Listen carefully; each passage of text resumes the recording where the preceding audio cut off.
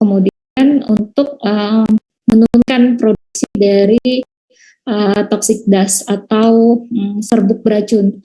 Jadi kan kalau kita mencampur dalam bentuk serbuk ya, serbuk itu kan dia ringan ya. Jadi ketika dalam proses pencampuran adanya pengadukan itu bisa memproduksi banyak debu ya. Debu ini ketika yang debu yang keluar ini merupakan zat aktif ya, itu bisa menjadi toksik karena kita menghirupnya kita nggak tahu jumlah yang terhirup seperti apa, seperti itu. Kemudian untuk mengurangi juga sama ya seperti yang poin ketiga, mengurangi kemungkinan terjadinya cake formation.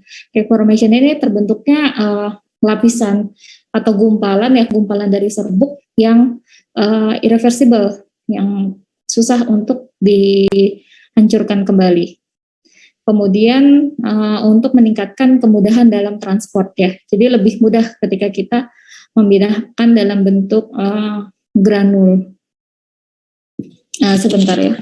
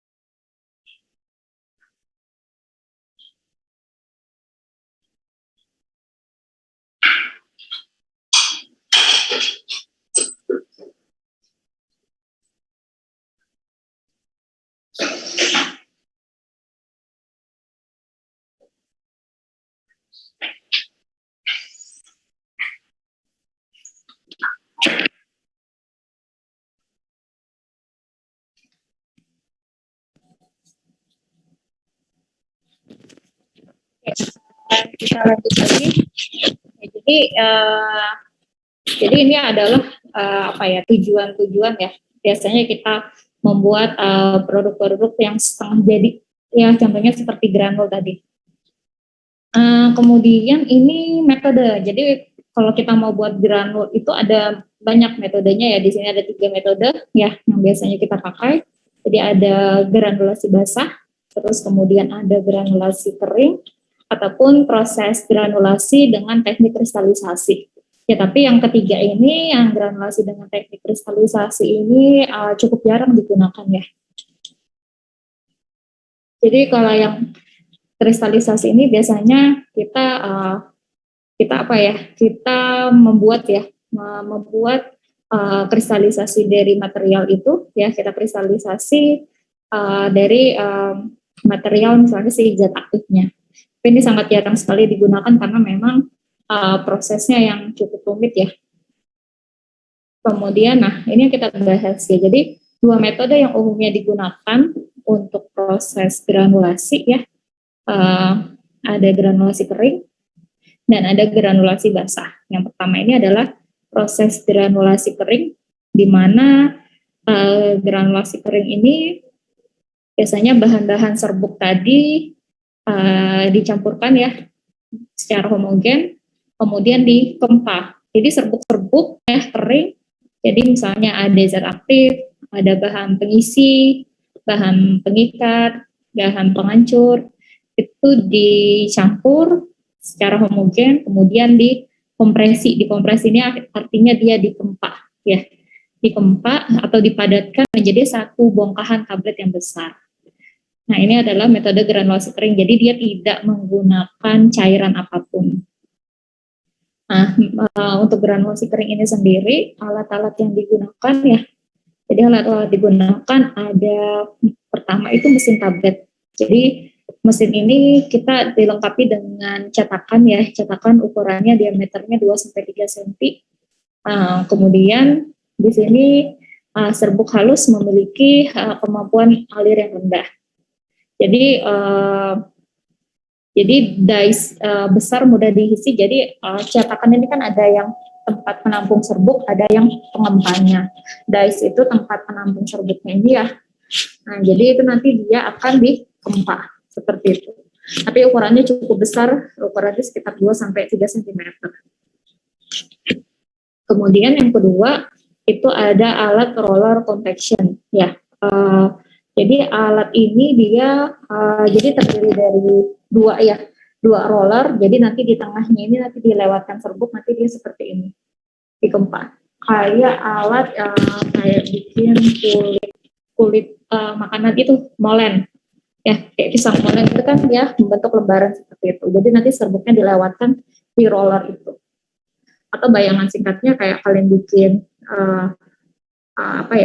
bikin adonan kue, kalian taruh di satu wadah, terus kalian roller menggunakan pemutar. Ya. Jadi di sini menghasilkan satu lembaran besar, yang nanti lembaran besar itu kita miling atau kita giling, nanti menghasilkan serbuk. Nah, jadi hasil dari ketika kita miling, ya jadi dia awalnya berupa lembaran seperti ini, dihancurkan, digiling, dia akan menjadi serbuk. Nah, serbuk yang dihasilkannya ada tiga jenis, yaitu serbuk granul yang sangat besar, ya. Yang besar ini nanti dia akan kita giling lagi. Terus kemudian kalau dihasilkan itu terlalu kecil, maka akan kita ulangi lagi proses roller tadi, kita kompakkan lagi, kita giling kita roller lagi dia menjadi lembaran seperti lembaran kertas itu. Atau yang terakhir dia sudah menjadi fraksi granul yang optimal, yang nanti yang ketiga ini yang akan langsung kita masukkan ke step selanjutnya pembuatan dari tablet ya. Jadi ada tiga ya, ini ada 3 serbuk yang akan dihasilkan ya, 3 jenis granul yang dihasilkan dari proses roller tadi ya. Kalau yang very coarse granul ini dia akan kita kembalikan ke proses milling ya, jadi kita giling lagi sehingga menjadi serbuk yang nomor 3. Tapi kalau yang terbentuk serbuk yang nomor 2 ini akan kita kembalikan lagi ke proses roller. Kita roller lagi menjadi bentuknya seperti lembaran kertas. Nah, dari sistem ini, dari sistem kita pembuatan dengan metode granulasi kering ini, kita akan membentuk granul yang bentuk ukurannya tidak beraturan. Ya, karena kan proses penggilingan itu susah untuk kita atur serbuk yang dihasilkan seperti apa. Terus kemudian nanti dari kecepatan disolusi, pelarutannya juga akan lebih rendah.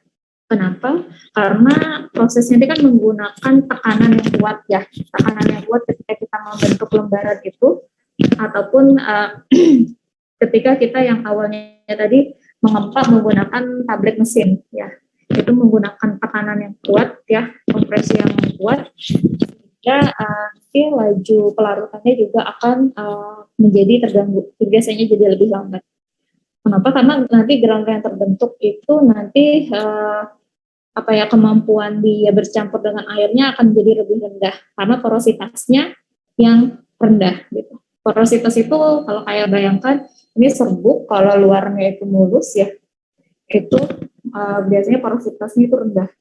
Ya porositas tinggi itu bayangkan serbuk itu banyak serbuk bulat terus kayak banyak copel-copelnya itu. Jadi kayak bolong-bolong itu porositasnya tinggi. Ibaratnya ada serbuk yang bulat itu padat, itu biasanya porositasnya lebih rendah. Ya kenapa? Kalau dia lebih rendah karena tadi berhubungan dengan dia ditekan, force conversion-nya itu besar ya, jadi dia porositasnya juga akan menurun. Sehingga karena porositasnya rendah tersebut, jadi air itu akan susah berpermeasi masuk ke dalam granul tersebut yang nanti akan menghambat proses integrasi sama pelarutannya. Ya. Jadi sehingga dari proses granulasi kering ini memang akan secara signifikan lah menurunkan dari kemampuan pelarutan ataupun bisa dan juga bioavailabilitas dari zat aktif. Nah, metode granulasi kering ini boleh digunakan ya jika granul yang terbentuk itu mempunyai porositas yang tinggi, ya sehingga molekul air itu dengan mudah mampu masuk ke dalam pori dari granul tersebut dan proses deintegrasi juga menjadi lebih mudah. Ya, nah kemudian kalau porositasnya tinggi berarti granul tersebut mempunyai kriteria atau karakteristik muatan luas permukaan yang besar ya, sehingga nanti akan membantu proses disolusi sehingga bioavailabilitasnya juga akan menjadi lebih baik ya. Jadi memang metode granulasi ini cukup mudah ya, maksudnya cukup mudahnya itu dia cuma kita perlu compact, terus kita perlu milling ya, sehingga kita bisa mendapatkan granul. Kita nggak perlu penambahan bahan lain, tetapi memang efek yang ditimbulkan dari proses granulasi kering ini akan memang menurunkan waktu pelarutan ataupun lama waktu dari pecahnya tablet, integrasi dari tablet. Ya, sehingga memang metode ini umumnya kita hanya gunakan untuk powder-powder ya, yang tidak bisa digranulasi dengan metode granulasi basah. Ya, jadi ada beberapa jenis powder yang nggak bisa kita gunakan untuk granulasi basah. Jadi dia harus menggunakan granulasi kering. Misalnya ada zat-zat aktif yang tidak tahan akan pemanasan. Karena metode granulasi basah itu menggunakan pemanasan nanti untuk pengeringannya. Seperti itu contohnya. Nah, kemudian ini adalah metode yang selanjutnya. Ya. Jadi dari ketiga metode pembuatan granul tersebut, dengan metode kristalisasi, granulasi kering, granulasi basah, bahwa granulasi basah ini yang paling umum, ya paling umum digunakan, yang paling sering digunakan untuk membuat granul. Ya. Tetapi memang kerugian dari metode ini banyak step, ya banyak tahapan-tahapan yang harus kita tambahkan di dalam proses jika dibandingkan dengan dua metode yang sebelumnya. Nah ini tahapan-tahapannya. Jadi kalau di granulasi kering ya, kita hanya perlu mencampurkan serbuk, kita keempa, terus kita kecilkan lagi serbuknya tersebut ya. Kemudian kalau pada granulasi basah, itu tahapannya kita harus membuat ya pembasah, yang menambahkan pembasah kepada powder ya, campuran powder, sehingga nanti dia membentuk larutan seperti pasta ya, pasta kental gitu, sehingga nanti dia bisa terbasahi serbuknya, terus juga dia bisa membentuk granul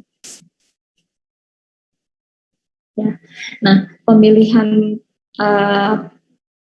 cairan yang untuk membuat pasta ini ada berbagai macam karakteristik ya. Jadi harus memenuhi kriteria pharmaceutical excipient. Terus kemudian mampu untuk membasahi powder ya, meskipun dalam jumlah yang sedikit. Ya, jadi adapun cairan yang biasa digunakan itu ya ada, sini ada contohnya disebutkan sini. Jadi contoh-contoh cairan yang biasa digunakan itu biasanya bisa air, ataupun kita bisa gunakan etanol ya. Etanol itu menguapnya lebih mudah. Kalau air karena dia inert ya. Nah, jika powder ya, serbuk yang kita mau buat granul tadi itu dia terlarut ya dalam pelarutnya, maka nanti kita harus membuat pembasah tersebut menjadi bentuk pasta. Jadi gini, misalnya bahannya zat aktifnya A, terus kita mau memilih cairan granulasinya itu apa sih yang digunakan. Ternyata dari karakteristik zat aktif A ini ternyata larutnya di air. Berarti kita tidak boleh menggunakan air sebagai cairan untuk penggranulasi. Tapi kita gunakan cairan lain yang tidak melarutkan si zat aktif tersebut. Jadi itu yang harus kita pilih. Jadi makanya saya bilang kita harus membuat dia dalam bentuk pasta.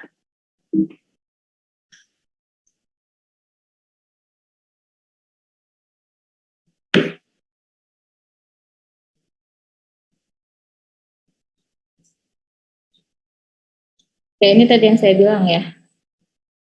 Terus kemudian, nah ini jenis-jenis distribusi cairan ya dalam serbuk. Jadi bisa membentuk pendular, unikular, bentuk kapiler, ataupun dia berupa droplet. Jadi ini jenis-jenisnya aja. Kemudian pelarut yang biasa umum digunakan ya untuk pembuatan granulasi basah itu berupa air, etanol, ataupun isopropanol. Nah, kalau kita mau gunakan air ya, gunakan air untuk cairan penggranulasi, maka serbuk itu harus tidak langsung larut gitu di dalam air dan kompatibel dengan air. Ya, kenapa? Karena kalau jika powdernya itu sangat larut di dalam air, maka kita harus menggunakan cairan lain ya untuk menggantinya.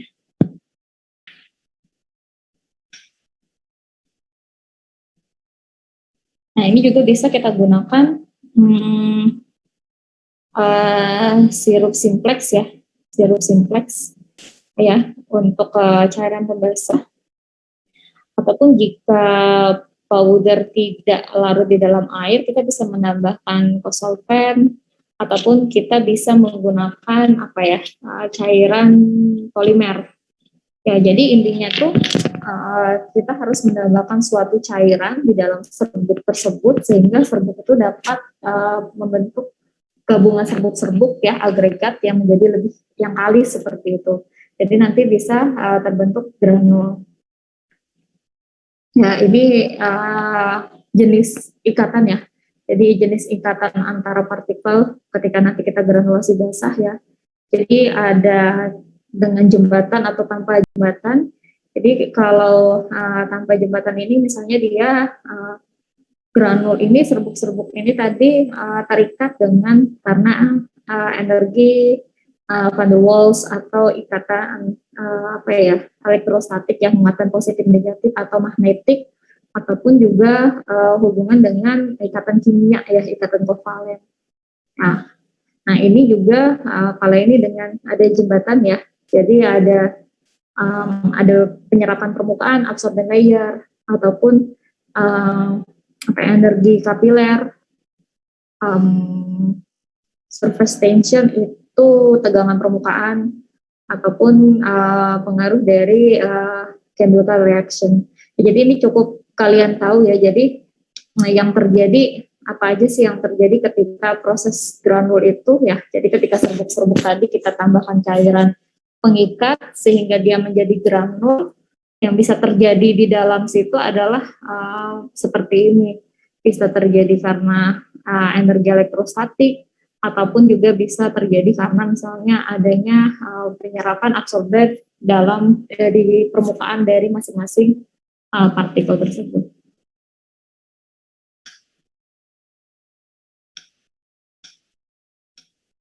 Ya, jadi itu proses granulasi ya. Jadi kemarin kan kita udah tahu ada milling, mixing, granulasi ya. Jadi milling pengecalan ukuran partikel, mixing pencampuran untuk homogen, granulasi itu adalah metode di mana kita biasanya untuk memperbaiki daya alir dari serbuk tersebut. Ya, granulasi itu dia pengikatan antara partikel-partikel kecil membentuk satu partikel yang lebih besar. Ya, karena bagaimana caranya dia membentuk partikel yang lebih besar, itu metodenya ada 3 tadi ya, di kristalisasi, granulasi kering, ataupun granulasi basah. Dimana kalau granulasi kering, kata kuncinya adalah kering, dia tidak menggunakan penambahan cairan, ya, jadi dia hanya menggunakan tekanan untuk dia bisa membentuk granul. Sedangkan kalau granulasi basah, kita menggunakan cairan penggranul, ya, cairan pengikat yang nanti akan mengikat serbuk-serbuk tadi menjadi satu gumpalan yang lebih besar yang nanti kita sebut itu namanya granul. Nah, ini adalah tablet manufacture ya, proses pembuatan tablet ya. Jadi hal penting dari proses pembuatan tablet ini kita harus tahu ukuran, dosis, jumlah zat aktif, stabilitasnya bagaimana, kelarutan zat aktifnya bagaimana, densitas zat aktif, daya kompresi, pemilihan eksipien, metode granulasi yang nanti mau dibuat, metode apa yang dipilih, karakter granulnya seperti apa, jadi mesinnya bagaimana, mesin seperti apa yang kita pilih, jenisnya, ukurannya, kapasitas. Kan kita pasti kalau produksi, kita mau produksi berapa banyak dalam satu kali pembuatan seperti itu. Kondisi lingkungan ya, kelembapan, karena nanti berhubungan dengan stabilitas dari serbuk, stabilitas produk akhir, sama bioavailabilitasnya. Ya, jadi hal-hal ini yang harus kita perhatikan ketika kita mau pembuatan suatu tablet. Ya, jadi sama tadi ya. Jadi metode pembuatan tablet ini ada 3, granulasi basah, granulasi kering, sama kempa langsung. Ya, jadi jelas ya, granulasi basah dan kering tadi udah dijelaskan sebelumnya. Yang serbuk-serbuk tadi digranulasi baik dengan metode basah atau kering, ataupun juga yang kempa langsung. Jadi kita hanya mencampur semua bahan, terus kemudian langsung dikempah dan jadi tablet. Prosesnya lebih simpel. Tetapi persyaratan untuk kempa langsung ini juga banyak. Ya, persyaratannya nanti akan dijelaskan. Nah, ini ya untuk metode granulasi basah, nanti bisa kalian lihat bedanya dengan granulasi kering dan kempa langsung ya. Jadi di granulasi basah ini ada drugsnya di grinding dulu ya, di milling, kemudian di blending dengan ajuvan ini zat tambahan, ya, zat tambahannya berupa pengisi, pengikat, penghancur, ya, kemudian ditambahkan liquid ya, cairan penggranul, ya, kemudian dia jadi granul ya dalam bentuk pellet tadi, kemudian di dry, dikeringkan. Nah, nanti setelah dikeringkan kita evaluasi apakah granul yang terbentuk ini sudah sesuai persyaratan, misalnya dari laju alirnya, terus kemudian tingkat kekeringannya, ya, jangan sampai granul yang dihasilkan setelah kita keringkan terlalu kering ataupun nanti terlalu basah. Ya, jadi kelembapannya bagaimana? Kalau dia terlalu kering, takutnya dia nanti terlalu rapuh. Ya, ataupun dia terlalu basah, nanti jadinya benyek seperti itu. Nah, setelah di screening ya, di screen, dievaluasi, baru kita tambahkan lagi dengan fase luar. Ya, fase luar itu yang kemarin dikatakan ada pelincir, lubrikan, adheren ataupun glidan. Ya, di blend lagi, kemudian baru dikompresi sehingga jadi tablet. Ya, ini adalah metode untuk granulasi basah. Nah, ini untuk granulasi kering. Ya, kalau granulasi kering kalian lihat tadi ya, di mana dari drugs ya, zat aktifnya di grinding dulu ya. di milling, dihaluskan ukuran partikelnya, kemudian kita mixing ya, blend ini kita mixing, kita campur dengan adjuvan, eksipien ya, kayak pengisi, pengikat, penghancur, kemudian kita buat granul ya, granul si pellet ini ya, pellet ini kita buat granul, tadi ini dengan di roller ya, di roller, jadi nanti dimasukkan, jadi seperti lembaran kertas, kemudian di crush, dihancurkan. Nanti dia membentuk partikel-partikel yang lebih kecil ya, membentuk granul, kemudian di screen. Screen ini dievaluasi granul yang terbentuk. Nah, kalau di sini nanti dilihat apakah dia masuk kriteria granul yang pertama yang serbuk sangat kasar, ataupun serbuk yang sangat halus, ataupun dia sudah sesuai serbuk yang kita inginkan. Kalau yang sudah diinginkan berarti kita dilanjutkan ke tahap berikutnya ya, di blending lagi, di mixing, ditambahkan dengan bahan lain ya, kayak lubrikan, antiadheran, gligan, terus kemudian terakhir di kompresi menjadi tablet ya. Jadi kelihatan ya beda antara ini granulasi basah ya, ada penambahan liquid, dan ini granulasi kering ya, dia serbuk-serbuk yang nanti dibuat menjadi granul. Jadi tanpa menambahkan cairan pembasah. Nah, kemudian yang terakhir ini metode kempa langsung ya, direct compression. Jadi dari drugs-nya di grinding atau milling ya, dikecilkan ukuran partikelnya, kemudian kita blending. Kita blending ini kita mixing ya, kita campur dengan zat tambahan, semuanya langsung dicampur kayak pengisi, pengikat, penghancur, terus kemudian pelincir ya, kayak glidan, antiadheran ataupun lubrikan, langsung dicampur, kemudian langsung dikempa sehingga menjadi tablet. Jadi kalau secara step langkah-langkah produksi, memang direct compression atau kempa langsung ini metode yang paling singkat. Karena dia pencampuran, selesai dicampur, langsung dikempa menjadi tablet. Nah, ini ya nanti bisa dibaca ya. Jadi penjelasan dari gambar ini tadi ya. Jadi bedanya metode langkah-langkah pembuatan tablet dari masing-masing metode.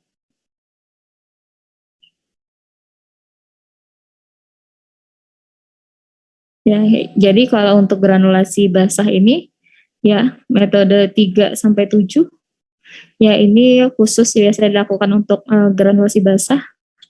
Terus kemudian sedangkan granulasi kering ini yaitu ada metode 3 dan 4 itu yang berbeda. Sisanya itu sama ya, nomor 1, 2 itu sama, 8, 9 untuk granulasi basah, 5, 6 untuk granulasi kering, ataupun yang 3 untuk direct compression atau kempa langsung.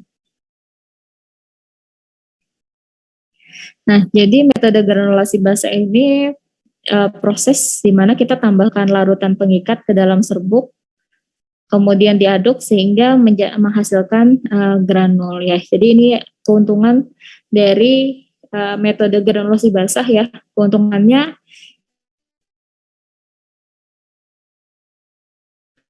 karena kita menggunakan bahan pengikat ya, cairan pengikat ya, karena tekanan kompresinya dapat kita kurangin sehingga mesin yang digunakan lebih awet gitu.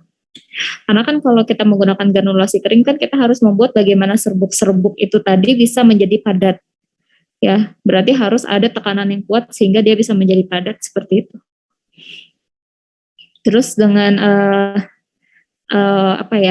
zat aktif dengan dosis yang besar ya, sifat alir dan kompaktibilitas yang jelek itu bisa menjadi lebih baik dengan digunakan metode ini ya. Jadi dengan kita membuat metode granulasi basah, menggunakan metode granulasi basah untuk bahan-bahan aktif yang dosisnya besar, sifat alirnya serta kompaktibilitasnya jelek, itu akan diperbaiki sifat-sifatnya dengan metode granulasi basah.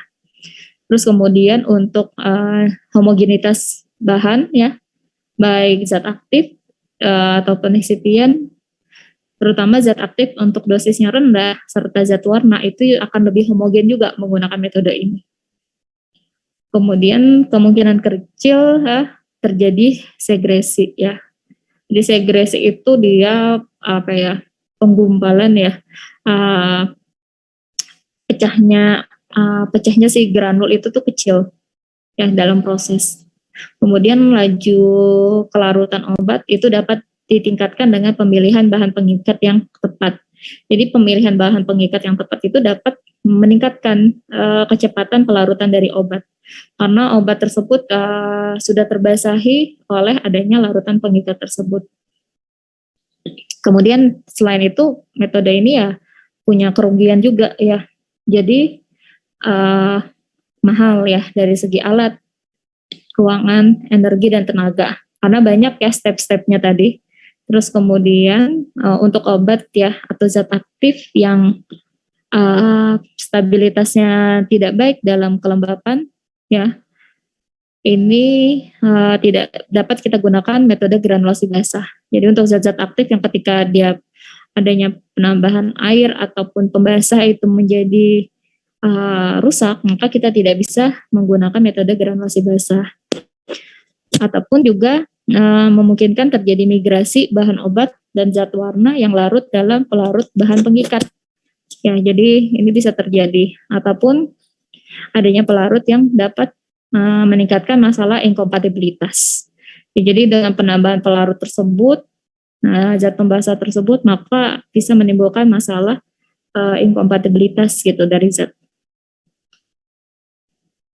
Ya, nah dalam metode granulasi basah kan kita membuat granul dengan cairan ya, maka akan terbentuk serbuk yang basah. Nah serbuk yang basah tadi nanti akan kita keringkan ya, ada proses drying kan tadi untuk mengendalikan kandungan lembab, menjaga stabilitas obat dan memperbaiki sifat-sifat fisik dari zat padatan.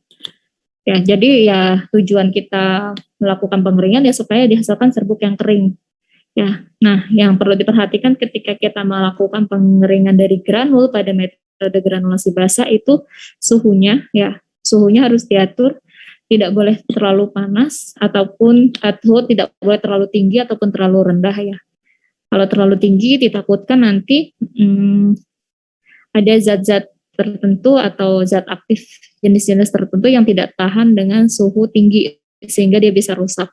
Ataupun dari segi waktu ya.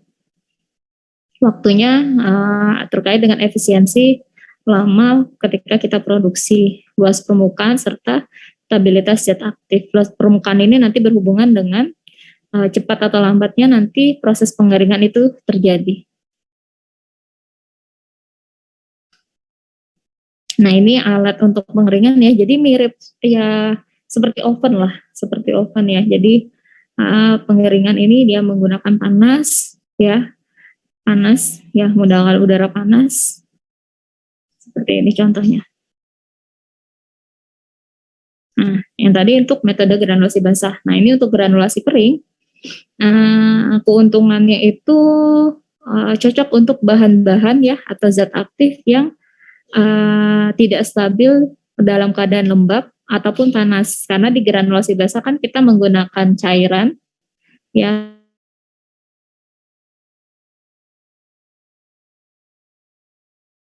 Ya, jadi untuk metode granulasi kering ini cocok digunakan untuk bahan-bahan yang tidak tahan dengan adanya kelembapan dan panas.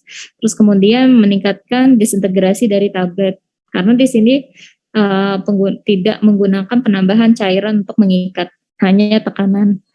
Terus juga tidak terjadi migrasi terhadap migrasi terhadap zat aktif ataupun zat pewarna jika digunakan. Tetapi selain keuntungan tersebut, kerugiannya kita perlu mesin khusus ya, mesin khusus yang mampu menjalankan tugas mampu mengempah dengan tekanan yang kuat ya. Kemudian bisa terjadi distribusi warna yang tidak homogen. Ya karena kita hanya mencampur secara fisik, kemudian kita kempa tanpa ada pengikatan khusus terhadap zat warna tersebut. Kemudian juga bisa menimbulkan debu ya, karena kan tadi tidak ada pembasahan ya, jadi cuma serbuk dikempah, maka itu menimbulkan debu sehingga bisa kemungkinan terjadi kontaminasi silang antara produk satu dan produk lainnya. Ya, terus terakhir ini metode kempal langsung ya. Jadi metode kempal langsung ini yang paling simple ya, yang paling simple ya. Jadi paling simple, prosesnya paling cepat, di mana nanti ada bahan-bahan khusus ya yang memang digunakan ya untuk membantu tablet untuk bisa dikempak ya. Ini ada contoh-contohnya. Jadi kalau kempal langsung ini nggak bisa kita gunakan bahan-bahan yang umum. Ya, kenapa? Karena memang tidak ada bantuan dari pembuatan granul. Nah, kelebihannya dia prosesnya sederhana, ekonomis karena dia cepat prosesnya. Kemudian kualitas tabletnya terjamin karena nggak perlu air ataupun panas. Ya, jadi cocok untuk sama seperti granulasi kering ya, dia cocok untuk zat aktif yang tidak tahan panas ataupun lembab. Kemudian waktu hancur sama disolusinya juga lebih baik seperti itu. Tapi memang untuk kempal langsung ini untuk zat aktif tertentu, misalnya seperti zat aktif yang voluminus.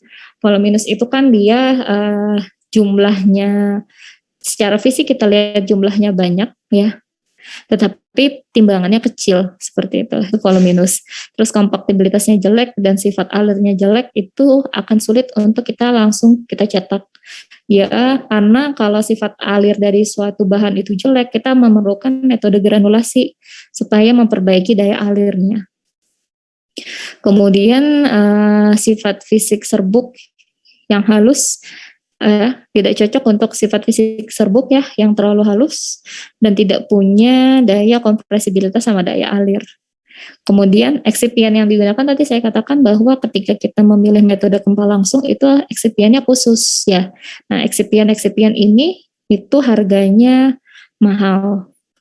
Kemudian untuk proses pencampuran ini akan cukup sulit ya, karena banyaknya adanya muatan statik antar partikel, jadi akan sulit dalam pencampuran. Jadi di partikel itu dia di permukaannya punya muatan ya. Muatan-muatan tersebut bisa membuat partikel itu mempunyai gaya tolak menolak ataupun dia tarik menarik seperti itu. Jadi karena adanya hal tersebut ya, itu akan menjadi sulit ketika dalam proses pencampuran serbuk-serbuk itu. Terus kemudian untuk ketika kita menggunakan zat pewarna juga biasanya zat pewarnanya itu bisa menjadi kurang merata.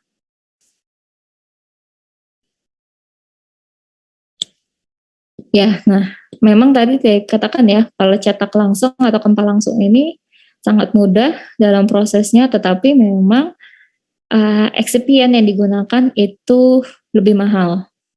Ya, jadi caranya mudah, tetapi bahan-bahan yang digunakan tidak bisa menggunakan bahan-bahan yang umum. Jadi bahan-bahannya cenderung lebih mahal. Ya, jadi ini ada syarat-syarat untuk kita pilih bahan pengisi pengikat untuk metode kempal langsung.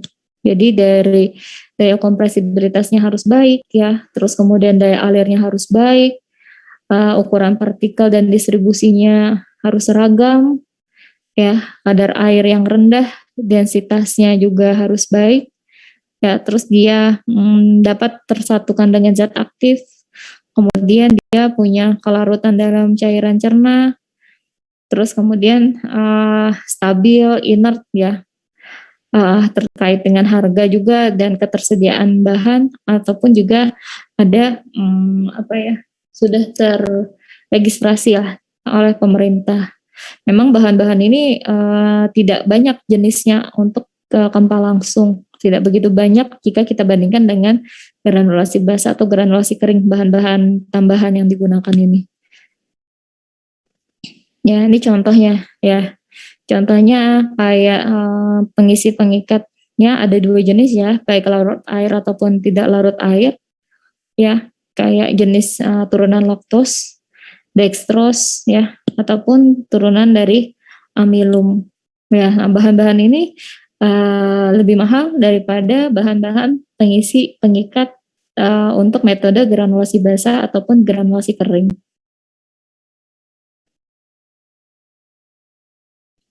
Nah, ini adalah tahapan preformulasi tambahan ya, ketika kita mau melakukan kempa langsung ya. Jadi yang tadi pokoknya intinya ketika kalian mau memilih metode kempa langsung itu ada hal-hal yang perlu dicek lagi seperti bagaimana kompresibilitasnya ya, kompresibilitasnya harus baik ya. Jadi maksudnya daya kompresi ini serbuk-serbuk bahan pengisi pengikat yang digunakan ini harus dapat dikompresi, dapat dikompresi. Kemudian daya alirnya, terus keseragaman kandungan ya, karena pencampuran serbuk-serbuk kering ini akan sangat sulit ya, terkait dari adanya sifat-sifat permukaan partikel yang menyulitkan memang partikel-partikel ini untuk bisa tercampur homogen. Terus kemudian terkait lubrikasi ya, biasanya kita lebih banyak menggunakan lubrikan, jadi konsentrasinya lebih tinggi ya. Kemudian telaah terkait dengan morfologinya ya, morfologi dari masing-masing partikel. Jadi kita harus lihat di bawah mikroskop ya, jangan sampai bahan pengisi pengikat yang kita tambahkan ini nanti membentuk mini granul gitu. Jadi membentuk seperti gumpalan-gumpalan kecil yang tidak bisa kita lihat oleh mata ya.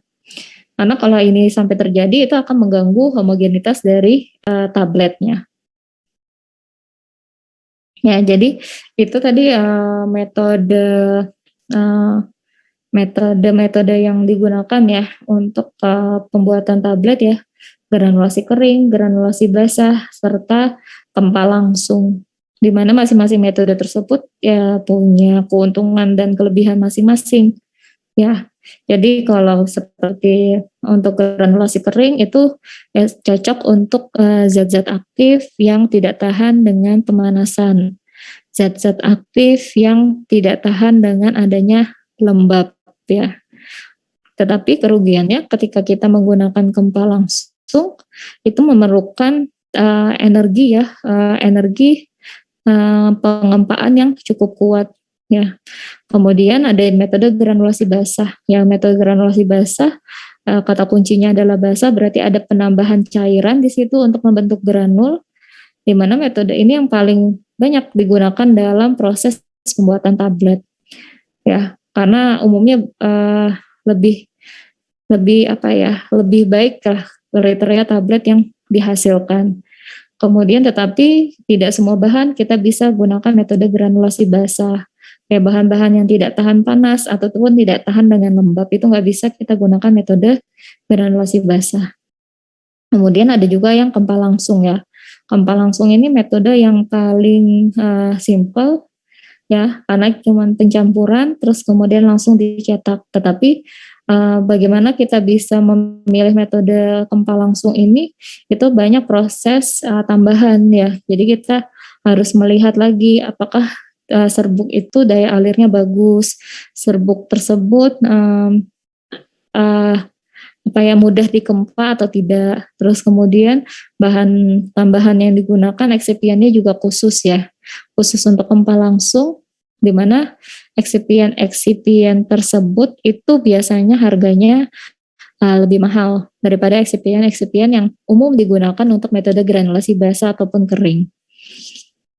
Ya, itu tadi adalah dari proses pembuatan tablet ya. Selanjutnya ini ada pencetakan tablet ya. Jadi kalau kita berbicara pencetakan tablet itu berarti kita berbicara tentang mesin untuk mencetak tablet.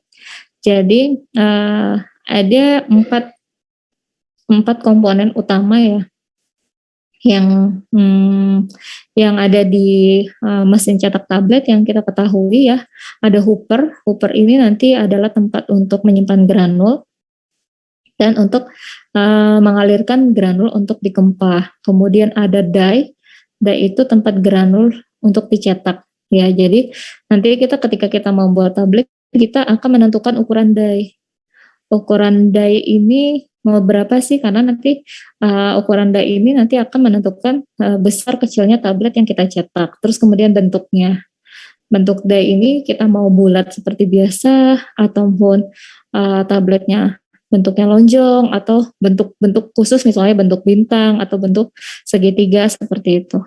Kemudian ada punch ya. Punch ini ada punch atas dan bawah ya. Jadi punch atas ini yang nanti digunakan untuk mengempah, yang mengempah dari granul sehingga membentuk tablet.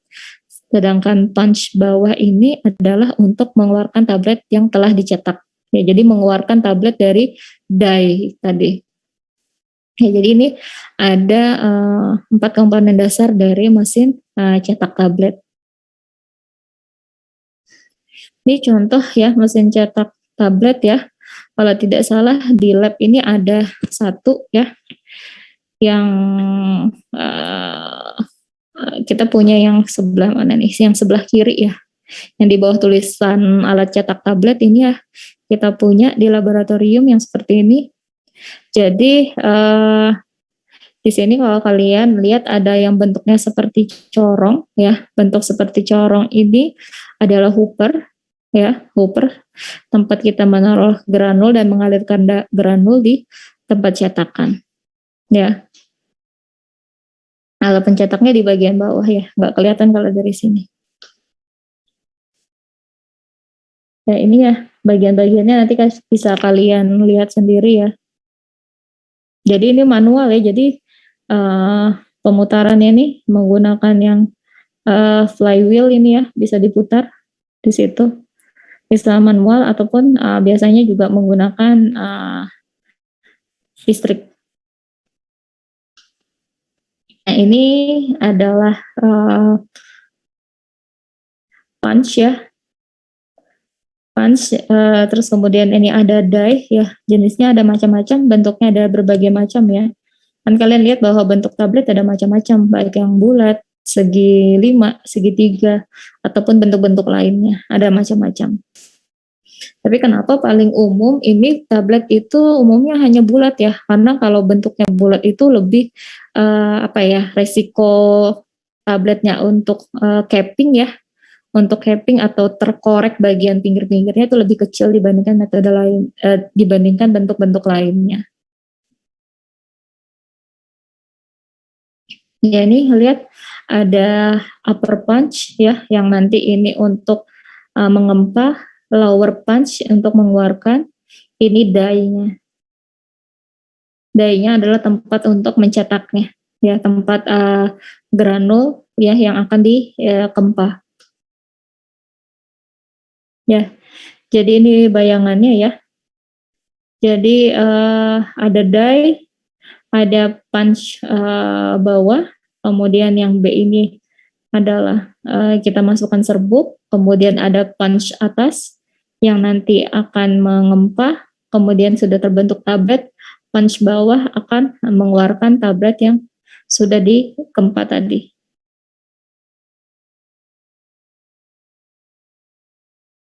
Ya ini bayangannya nanti bisa dilihat sendiri ya, sama ya ini tadi ya. Ini ada serbuk, terus kemudian ada punch atas, kemudian ada granul, ada punch atas yang akan mengkompresi, memberikan tekanan ya, sehingga menjadi tablet. Setelah membentuk tablet, maka punch bawah akan naik untuk mengeluarkan tabletnya. Ini contohnya.